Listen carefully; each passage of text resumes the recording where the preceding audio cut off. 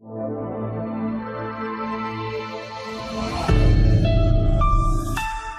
मेरे नन्हे दोस्तों, स्वागत है आपका आपकी अपनी हिंदी की कक्षा में।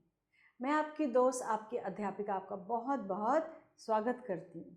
तो चलिए बच्चियों, आज हम स्टार्ट करने वाले हैं। आज हम प्रारंभ करने वाले हैं वाणी श्रृंखला हिंदी पाठ्य पुस्तक हिंदी की भूमिका से पाठ 7, जिसका शीर्षक है बच्चों माँ की जीवन गाथा।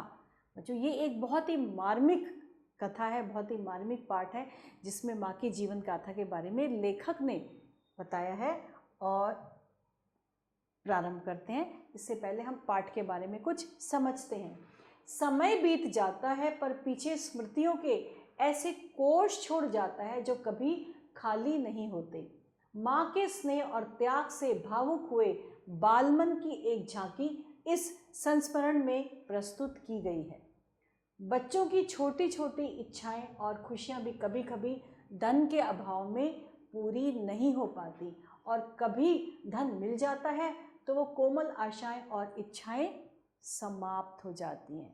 तो ऐसा ही है कुछ आज के इस पाठ में। आज बड़े बड़े शहरों में बड़े बड़े मॉल खुल गए हैं, जहां जगमगाते शोरूम में झिलमिलाती वस्तुओं की बेशुमार वैरायटी मिल जाती है, पर फिर भी बचपन में घूमे गए मेलों की स्मृति भुलाए नहीं भूलती।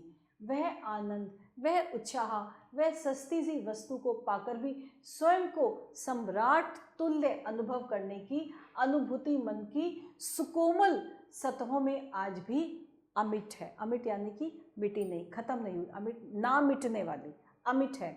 याद आती है वह निरीह माँ, निरीह माँ मतलब वह बेचारी माँ, जो धनाभाव के कारण सदा चिंतित रहती थी। धनाभाव मतलब धन की कमी के कारण हमेशा चिंतित रहती थी। हमें मेले भेजते समय भी धीरे से कान में कह दिया करती, देखो चाट पकौड़ी खाने पीने में ज़्यादा पैसे मत खर्च करना।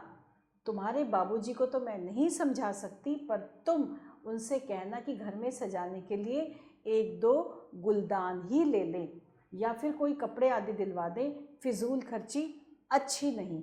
ये कौन समझाता था बच्चों?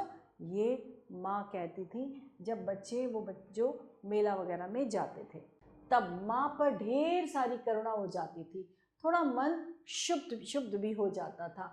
माँ से साथ चलने का आग्रह करते तो माँ बहाना बना देती थी कि घर पर किसी का रहना ज़रूरी है। शायद माँ के पास कोई अच्छी साड़ी ना होती थी जिसे पहनकर वह मेले जा सकती थी। उस पर घर में ढेरों काम। मेले में भी मुझे रह रहकर माँ की याद कसक उठती थी। शायद बच्चों और पति के लिए निरंतर त्याग किए जाना ही भारतीय स्त्री का भाग्य है। माँ के भाग्य में सैर सपाटा, मस्ती, फैशन कुछ नहीं था। थी तो केवल परिवार का जीवन स्तर ऊंचा उठाने की चिंता और अनवरत मतलब कि बिना रुके और अनवरत काम में जुटे रहने की कोशिश। तो ये थी उसकी प्यारी माँ।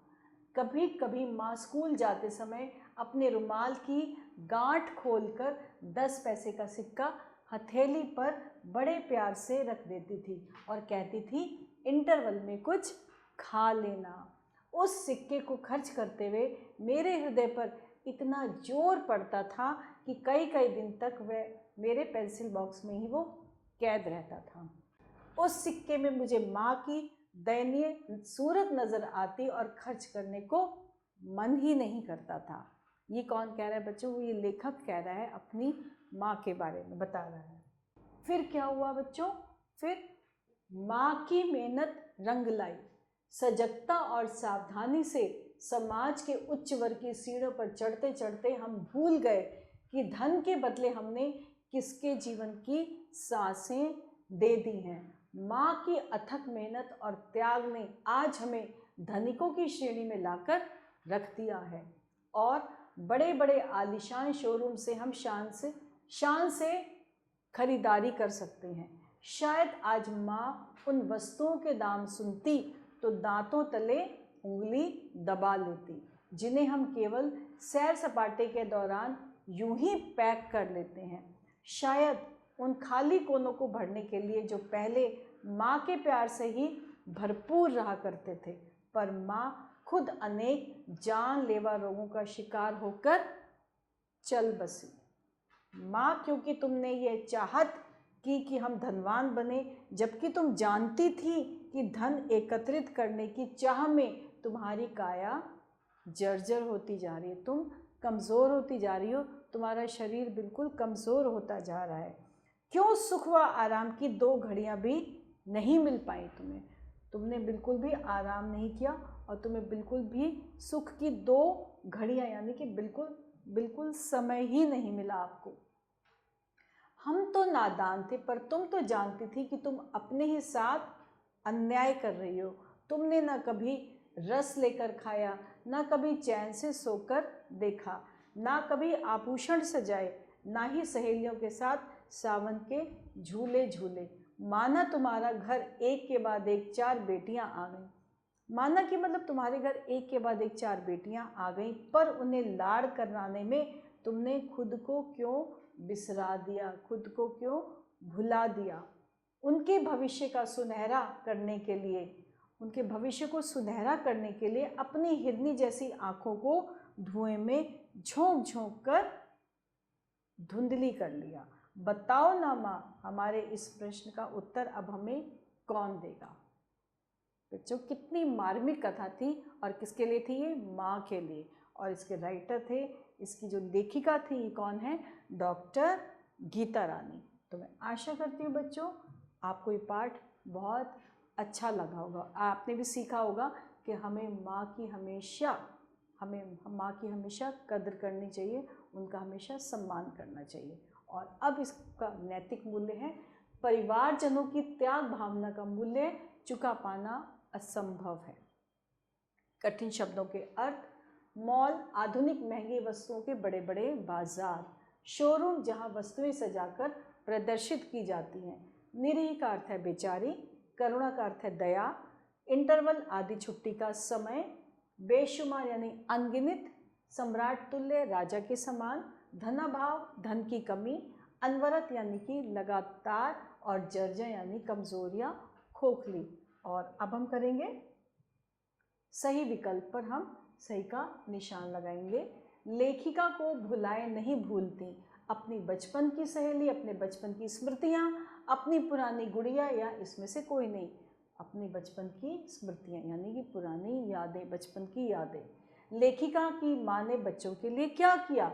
उनकी ट्यूशन लगवाई, अपने हर सुख का त्याग किया, नए कपड़े सिलवाए, या इसमें से कुछ नहीं। माँ ने किया अपने हर सुख का त्याग। माँ ने घर सजाने के लिए क्या लाने को कहा? गुलदान, लाइट, लैंप, या इसमें से कोई नहीं। माँ ने घर सजाने के लिए गुलदान। स्कूल जाते समय माँ कितने पैसे देती थी? 10 पैसे, 20 पैसे, 50, या इसमें से कोई नहीं। स्कूल जाते समय माँ 10 पैसे देती थी।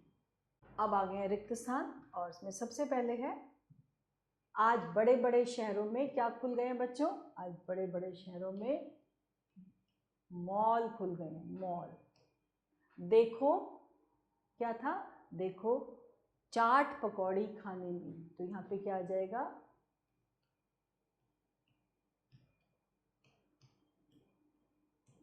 चाट पकौड़ी खाने में ज़्यादा पैसे मत व्यस्त करना।